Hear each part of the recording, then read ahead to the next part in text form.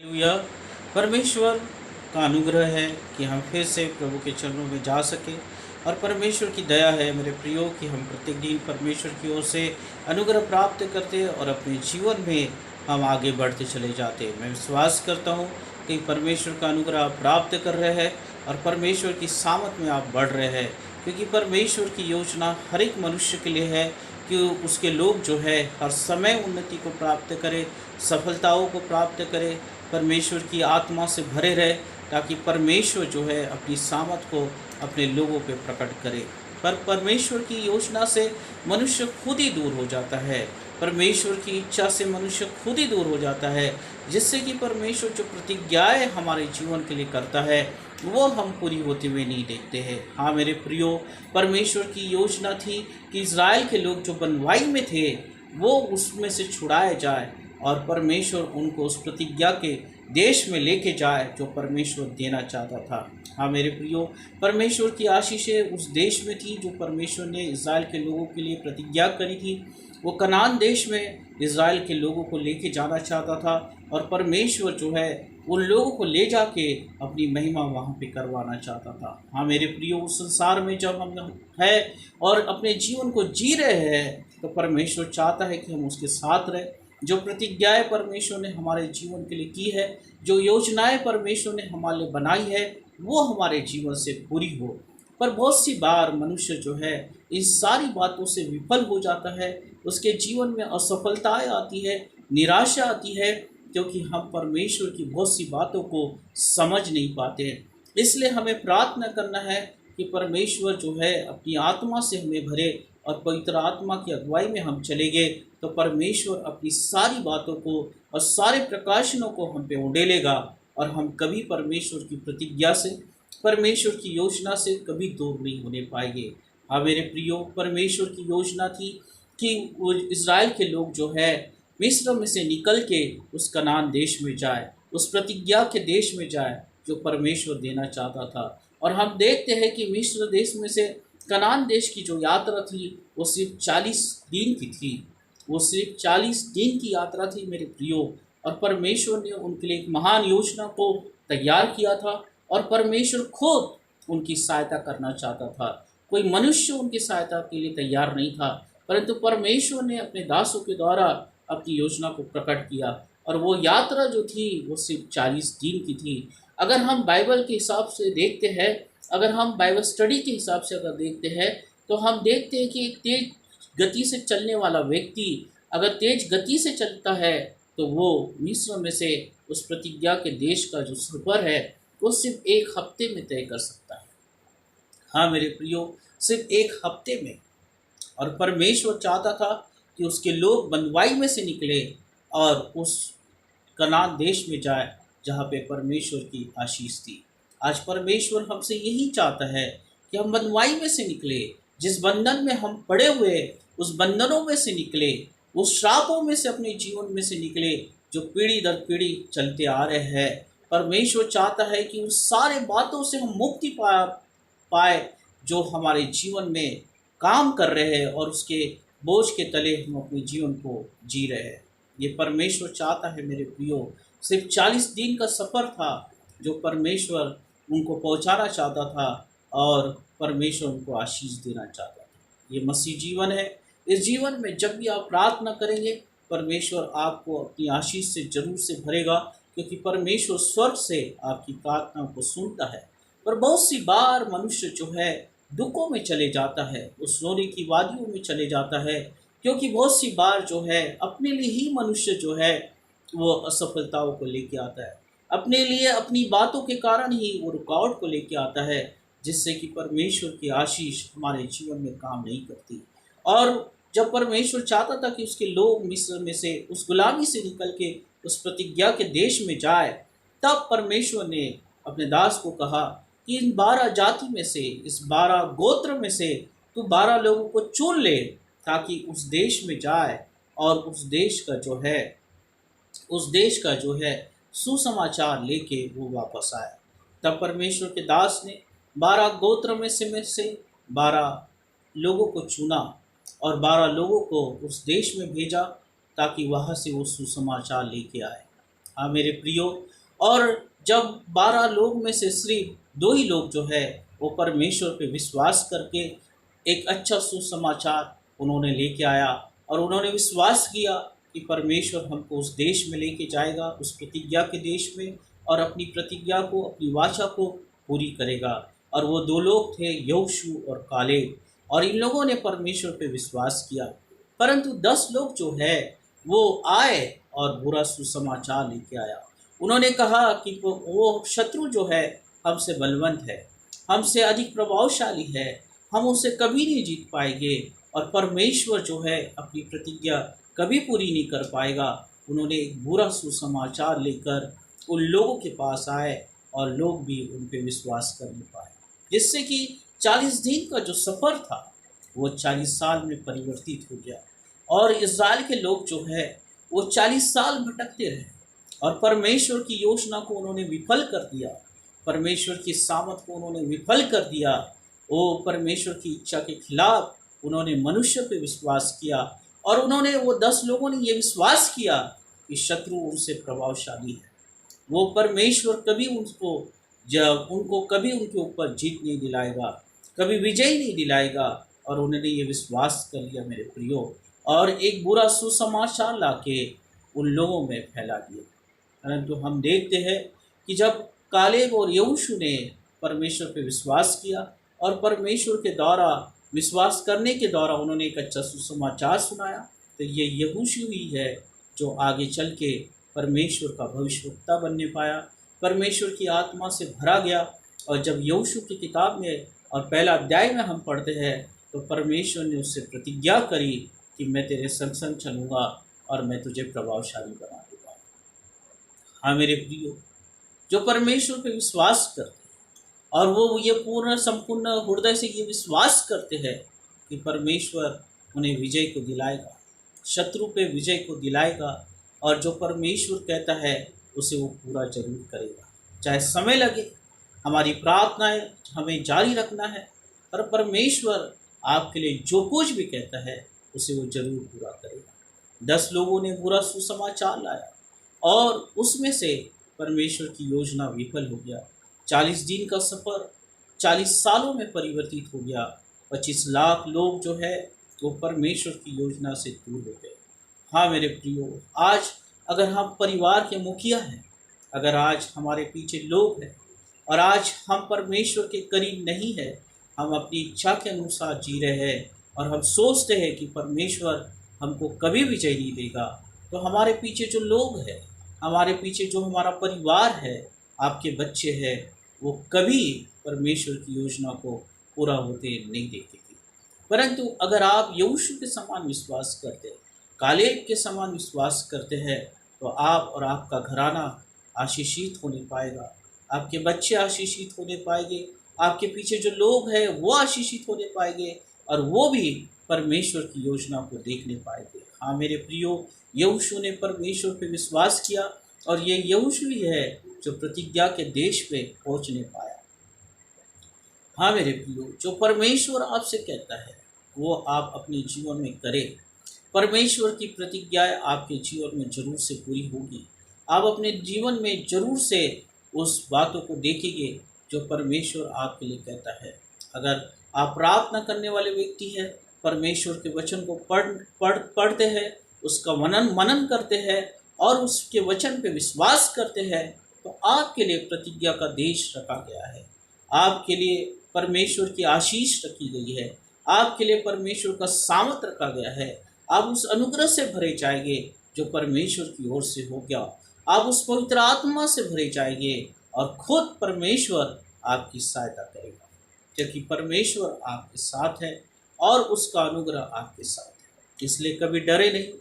वो जब लोगों को भेजा गया, उन्होंने अविश्वास किया, और उन्होंने ये सोच लिया कि परमेश्वर हमको कभी विजय नहीं देगा, क्योंकि शत्रु जो है हमसे बलवंत है, हमसे सामर्थी है, और उसके कारण सारे लोग जो है परमेश्वर की महिमा से दूर हो गए, परमेश्वर की योजना से दूर हो गए। और आज मनुष्य जो है यही तो कर रहा है, वो अपने जीवन में परमेश्वर की बातों को जानता है, यीशु के नाम को जानता है, विश्वास करता है, पर वो ये विश्वास नहीं कर पाते हैं कि परमेश्वर उनको विजय करेगा। वो ये विश्वास नहीं कर पाते हैं कि परमेश्वर की सामत आपके जीवन में आने पाएगी। पर आप मनुष्य से डर जाते हैं, मनुष्य से घबरा जाते हैं और आप सोचते हैं कि हम किस तरह से विजय होंगे। और यही तो बात उन 10 लोगों ने किया। यही बातों को उन्होंने देखा कि शत्रु उनसे प्रबल है, प्रभावशाली है और परमेश्वर कभी उनको विजय नहीं दे सकता है। और उन्होंने ये सारे सुसमाचार को लोगों के सामने फैला दिया। मनुष्य पे कभी विश्वास न करें। मनुष्य आपका कुछ नहीं कर सकता, परंतु अगर आप परमेश्वर पे विश्वास करते हैं, परमेश्वर आपको उस नीचे में से उठा के उस चट्टान तक लेके जाएगा जहाँ परमेश्वर ने अपनी प्रतिज्ञाएं करी है। हाँ मेरे प्रियो, इसलिए यहोशू के समान विश्वास करें, कालेब के समान विश्वास करें। यही लोग जो थे आगे चल के परमेश्वर की सामत के लिए इस्तेमाल किए गए। इन्हीं लोगों पे परमेश्वर की बुलाहट होने पाई। यहोशू ने एक बड़ी सेवकाई अपने जीवन में किया।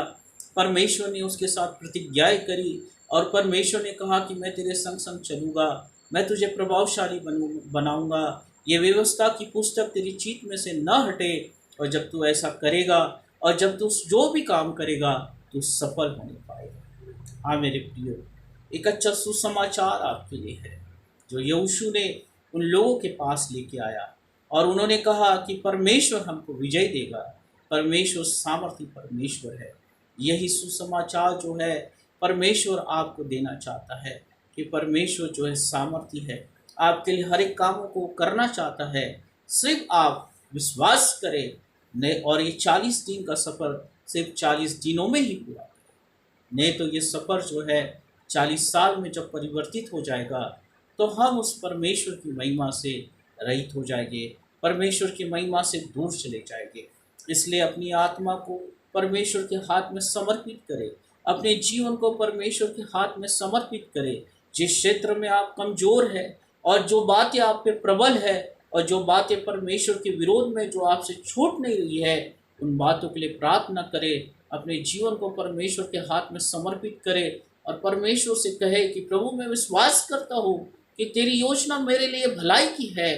तो अपनी सामर्थ के द्वारा मुझे बढ़ाना चाहता है, उस सफलता की ओर लेके जाना चाहता है, अच्छा भविष्य तू मुझे देना चाहता है, मेरे जीवन के दिनों को तू आशीषित करना चाहता है, मेरी आयु को तू बढ़ाना चाहता है, दीर्घायु से मुझे तृप्त करना चाहता है। ओ परमेश्वर, ये तेरी आशीष है, मैं इससे दूर नहीं होना चाहता हूँ। और जब आप परमेश्वर के सामने इस तरह से प्रार्थना करेंगे, परमेश्वर का अनुग्रह भरा हाथ आपके ऊपर आएगा और आपके जीवन में वो सारी योजनाएं पूरी होगी जो परमेश्वर ने कहा, जो प्रतिज्ञाएं परमेश्वर ने आपसे करी, और उस प्रतिज्ञा के देश में आप जाने पाओगे। इस संसार में हम सिर्फ एक यात्री है और हम जो है स्वर्ग के रहवासी है मेरे प्रियो। प्रभु यीशु मसीह जब स्वर्ग में उठा लिए गए, उन्होंने कहा कि मैं स्वर्ग में जाता हूँ और तुम्हारे लिए एक जगह तैयार करता हूँ ताकि तुम मेरे संग रह सको। हाँ मेरे प्रियो, परमेश्वर की ये योजना है। परमेश्वर की योजना थी कि इज़राइल के लोग उस देश में जाए और परमेश्वर की महिमा को वो देखे। परमेश्वर वहाँ पे बड़ी आशीष को उन्हें देने जा रहा था। यीशु मसीह इस पृथ्वी में आए, उन्होंने कहा कि मैं स्वर्ग में जाता हूँ और तुम्हारे लिए जगह को तैयार करता हूँ। परंतु हम क्या यहोशू के समान हैं जो परमेश्वर पे विश्वास करके, परमेश्वर की सामत पे विश्वास करके हम अपने जीवन को चला रहे हैं, या फिर उन 10 में से है जो परमेश्वर की सामत को नहीं जानते, अविश्वास करते और कहते हैं कि शत्रु हमसे ज़्यादा प्रभावशाली है और परमेश्वर हमको कभी विजय नहीं देगा। हाँ मेरे प्रियो, अगर हम उस 10 में से है तो हम अपने जीवन को नाश कर रहे हैं, हम अपने जीवन को परमेश्वर से दूर कर रहे हैं। अगर हम यहोशू के समान प्रार्थना कर रहे हैं, हम यहोशू के समान परमेश्वर पे विश्वास कर रहे हैं, तो परमेश्वर की प्रतिज्ञा ये है कि परमेश्वर आपके संग संग चलेगा। आप जिस कामों को आप करेंगे वो सफल होगा। आप प्रभावशाली बन के संसार में उभरेंगे और परमेश्वर की महिमा को आप अपने जीवन में देख ले पाएंगे। इसलिए जो परमेश्वर का जो आशीष आप पे हुआ है उसे बनाए रखें, जो अनुग्रह परमेश्वर का आप पे हुआ उसे बनाए रखें, कभी उसे खोए नहीं। परमेश्वर अगर आपको प्रतिज्ञा के देश में 40 दिन में पहुंचाना चाहता है तो सिर्फ 40 दिन में ही पहुँचे, 40 साल में नहीं। अगर 40 साल लग रहे हैं तो ज़रूर से हमारे जीवन में कुछ कमी है और हमें जांचना चाहिए और परमेश्वर से प्रार्थना करना है ताकि परमेश्वर अपनी योजना को हमारे जीवन में पूरा कर सके। और वो भटकते गए, 40 साल वो लोग भटकते रहे और भटकते रहे और परमेश्वर उनकी सहायता किया, तभी भी वो शिकायत करने वाले बने। हाँ मेरे प्रियो, अगर एक बार हमारे जीवन में अविश्वास आ जाता है तो हम जीवन भर जो है भटकते रहेंगे और परमेश्वर से शिकायत करते रहेंगे। आज मसीह लोग जो है यही कर रहे हैं, परमेश्वर से सिर्फ शिकायत कर रहे हैं, मानो वो जैसी 40 साल से भटक रहे हैं। परंतु अगर आप परमेश्वर के पे विश्वास करते हैं तो यहोशू के समान बन जाए, यहोशू के समान परमेश्वर से प्रार्थना करने वाले बन जाए, यहोशू के समान परमेश्वर की आत्मा से भर जाए, ताकि आप कभी परमेश्वर से शिकायत न करें परंतु उसकी महिमा को अपने जीवन में देखें। परमेश्वर का हृदय जो है प्रेम से भरा हुआ है, एक बड़ी योजना से भरा हुआ है, एक बड़ी आशीष से भरा हुआ है। सिर्फ हमें इसे समझना जरूरी है और विश्वास करना जरूरी है। तो अपने जीवन में कभी भटके ना, परंतु जो परमेश्वर ने कहा उसे पूरा करें और परमेश्वर की आशीष को आप अपने जीवन में देखने पाएंगे। तो आइए हम प्रार्थना करेंगे और परमेश्वर इन सारी बातों को पूरा करेगा। धन्यवाद हो परमेश्वर पिता तेरे आशीष के लिए। प्रभु सही में परमेश्वर, तूने इज़राइल के लोगों के लिए एक बड़ी योजना को तैयार किया था। परमेश्वर, तू उन्हें कनान देश में पहुंचाना चाहता था जो प्रतिज्ञा का देश था, परंतु परमेश्वर पिता उन्होंने मनुष्य पर विश्वास किया और तेरी सामत को उन्होंने नकार दिया, जिससे कि प्रभु तेरी योजना विफल हो गई और वो तेरी योजना से दूर हो गए और 40 साल तक प्रभु जंगल में भटकते रह गए।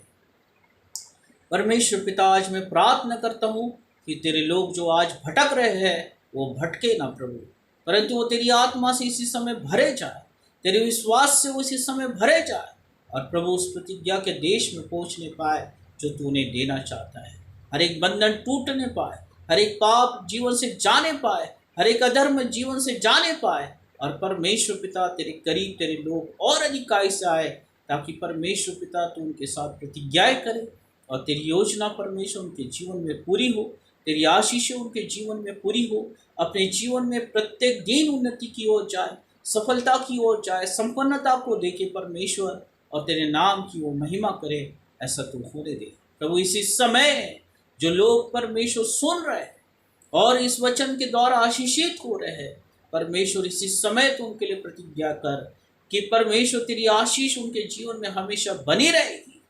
और इसी समय प्रभु तेरे लोग बंधन में से छुटकारा पाए, इसी समय प्रभु तेरी आत्मा से भर जाए और ये यहोशू के समान तुझ पे विश्वास करने वाले बन जाए और यहोशू के समान प्रभु तू उनके साथ साथ चले, प्रभावशाली बनाए उन्हें अपने जीवन में और सब बड़ी सफलता की ओर लेके जाए। इसी समय मैं आज्ञा देता हूँ कि अपने बंधनों से वो बाहर आने पाए, उस शापों से बाहर आने पाए, उस प्रतिज्ञा के देश में प्रवेश करने पाए जो तू उन्हें देना चाहता है। इसी समय हालेलुया, ओ राबा सुंदर लोगो, इसी समय तेरी सामत काम करने पाए, इसी समय प्रभु तेरे लोगों को तू स्पर्श करने पाए, इसी समय प्रभु तेरे लोगों के हृदय खुल जाए यीशु के नाम से। ओ परमेश्वर, इसी समय पवित्र आत्मा से भरने पाए और प्रभु इज़राइल के लोगों को जो तू आशीष देना चाहता था वही आशीष प्रभु तेरे लोगों को तू इसी समय दे परमेश्वर पिता। उस प्रतिज्ञा के देश में तू लेके जा प्रभु, इसी समय तेरे लोगों को परमेश्वर पिता तू आशीषित कर, उनके घराने को आशीषित कर, उनके बच्चों को आशीषित कर, उनके परिवार को आशीषित कर। उनके परिवार में प्रभु तेरा आत्मा इसी समय मंडराए और शांति छा जाए, आनंद आने पाए परमेश्वर, विजय आने पाए, आशीष आने पाए, संपन्नता आने पाए, ओ हालेलुया, अच्छा भविष्य आने पाए, भटकाओ इसी समय दूर होने पाए, भटकना इसी समय दूर होने पाए और प्रभु तेरे वचन को इसी समय अपने जीवन में ले, एक दर्शन को लेके अपने जीवन में चले और परमेश्वर पिता तेरे प्रतिज्ञा के देश में जाने पाए।